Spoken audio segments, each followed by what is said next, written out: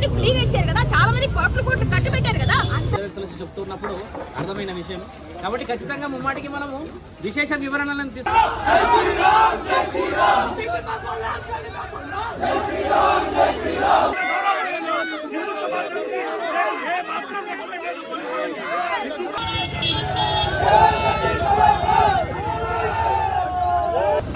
హిందువులుగా లేనంత కాలం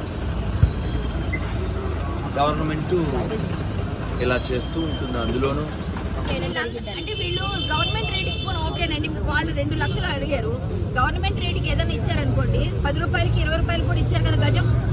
అమ్మవారి గుడికి కదా మీరు 500 రూపాయలు గజం తీసుకొని ఎందుకు వేయకూడదు? అమ్మవారి గుడికి ఇప్పుడు అనుకుందాం గవర్నమెంట్ ల్యాండ్ మీరు చాలా మంది ఫ్రీగా ఇచ్చారు కదా, చాలా మంది కోట్లు కోట్లు కట్టు పెట్టారు కదా.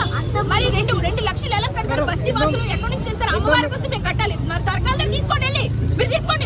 ఎన్ని లక్షలు తీసుకుంటున్నారు?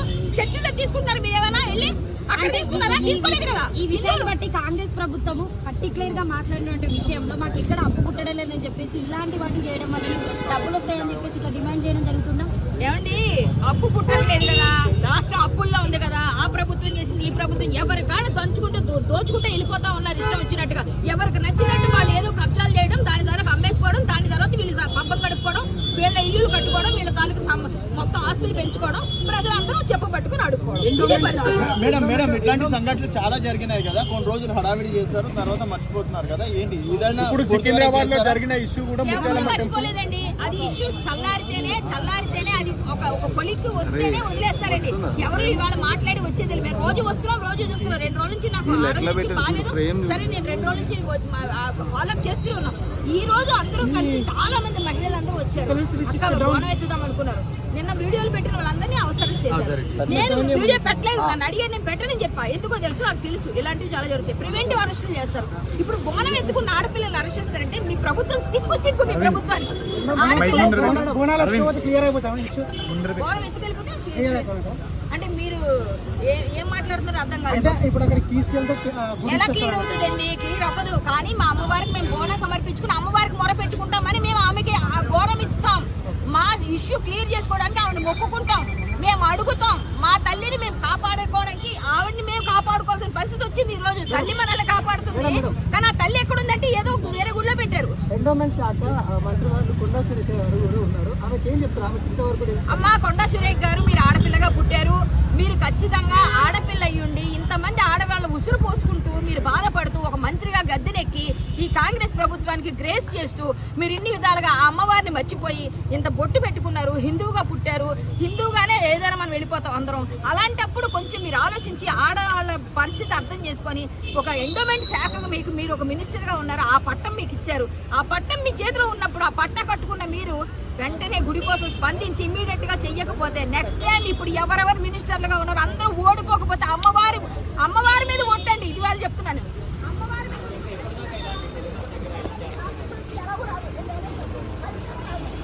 జరుగుతాయి, అది పెద్ద విషయం ఉంది. హిందువులుగా లేనంత కాలం గవర్నమెంట్ ఇలా చేస్తూ ఉంటుంది. అందులోనూ ఇప్పుడు తెలంగాణలో ఉన్న గవర్నమెంట్ దేశాన్ని చీల్చడంలో సిద్ధహస్తులైనటువంటి వాళ్ళు కాబట్టి అది పెద్ద విషయం.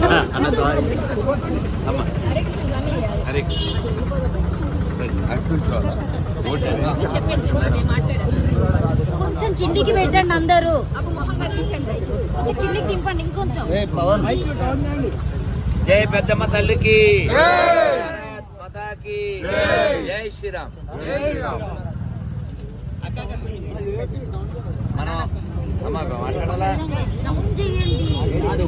మనం తెలంగాణలో ఈ కాంగ్రెస్ ప్రభుత్వం వచ్చిన తర్వాత ఓ ముత్యాలమ్మ గుడి మనం చూసాం. ఇప్పుడు పెద్దమ్మ తల్లి. వీళ్ళ ఉద్దేశాలు హైడ్రా వాళ్ళు మొన్న రంగనాథ్ గారు చెప్పారు కదా, అక్కడ ఎందరో విద్యార్థులు చదువుకుంటున్నారు కాబట్టి ఓవైసీ చెరువులో కట్టిన దాన్ని మేము తీయలేము. మరి హిందువుల దేవాలయాలు ఎందుకు పడగొడుతున్నారు? దగ్గర ఎంఆర్ఓ ఉండి ఎలా పడగొట్టింది? ఆవిడ ఎవరైనా కావచ్చు. ఆవిడని ప్రేరేపించిన వాళ్ళు ఎవరు? కోర్టు ఇలాంటివేమీ చూడదా? కోర్టుకి బాధ్యత లేదా? సుమోటోగా ఏమి తీసుకోరా? నిన్నో మొన్నో సమ్ ప్లేస్ మరి జార్ఖండ్లోనో ఎక్కడో ఉత్తరాఖండ్లోనో ఇద్దరు నన్సు అక్కడ ట్రైబల్స్ని మతం మార్చడానికి వస్తే వాళ్ళని అరెస్ట్ చేయడం జరిగింది. దాని మీద మన రాహుల్ విన్సీ అలియాస్ రాహుల్ గాంధీ మాట్లాడుతూ ఇది మైనారిటీలపై దాడి అన్నాడు. మరి ఇప్పుడు పెద్దమ్మ గుడి కూల్చడం ఏంటి? ఎవరి మీద దాడి? దత్తాత్రేయ గోత్రికుడు అని చెప్పుకునే పెద్ద మనిషి మాట్లాడాలా? ఇన్నిటికీ కారణం ఏమిటంటే మన దేవాలయాల నుంచి డబ్బులు పట్టుకెళ్ళి మైనారిటీ అపీజ్మెంట్ కోసం వాడేటువంటి నీచ బుద్ధి కలిగినటువంటి ప్రభుత్వాలు ఉండడం.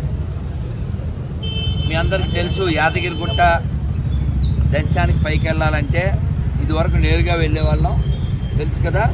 ఇప్పుడు 500 ఎంతో ఇస్తే పైకి తీసుకెళ్తారు. ఇక దర్శనం డబ్బులు. మన దేశంలో సెక్యులరిజం ఎంత చండాలము అని చెప్పడానికి తెలంగాణలో గొప్ప ఉదాహరణ ఉంది.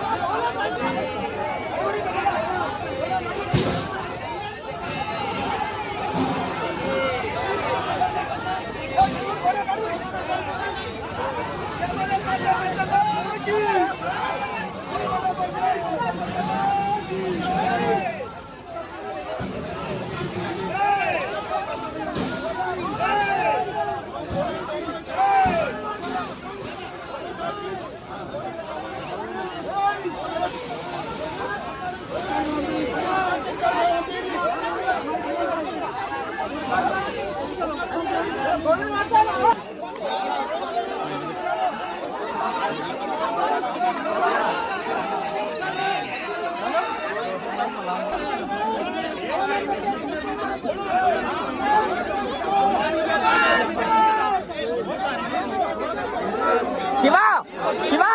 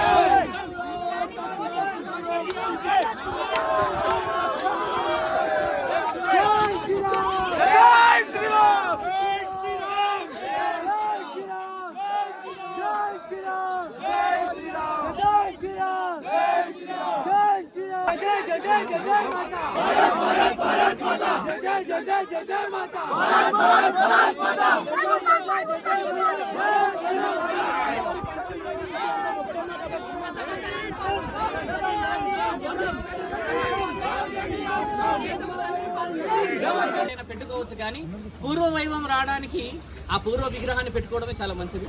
మీరందరూ కూడా సహకరించాలి. అక్కడెక్కడో కట్టమైసమ్మ తల్లి గుడిలో ఉన్నది అని చెప్పేసి ఇక్కడ స్థానిక కార్పొరేటర్ గారు, తర్వాత నిన్న బీజేపీకి సంబంధించిన కొందరు పెద్ద వ్యక్తులు చెప్తున్నప్పుడు అర్థమైన విషయం. కాబట్టి ఖచ్చితంగా ముమ్మాటికి మనము విశేష వివరణలను తీసుకోవాలి. ఇక్కడ నుంచి మేము శృంగేరి పీఠం నుంచి ఫోన్ వచ్చింది, తర్వాత కాశీ క్షేత్రాల నుంచి ఫోన్లు వస్తున్నాయంటే మన హైందవత్వం చాలా గొప్పదని అర్థం. ఇలాంటి గొప్ప తత్వాన్ని మనందరం కాపాడుకోవాలి. చూడండి ఎంత చౌడ చక్కగా బోనాలు తీసుకొని వచ్చారు ఆ మిత్రులు. వాళ్ళకి ఏ ఆలోచన, ఎంత ధర్మం మీద భక్తి శ్రద్ధలు ఉంటే చూడండి బోనం తీసుకొని ఇక్కడికి వచ్చారు.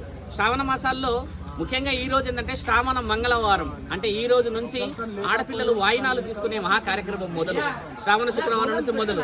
కాబట్టి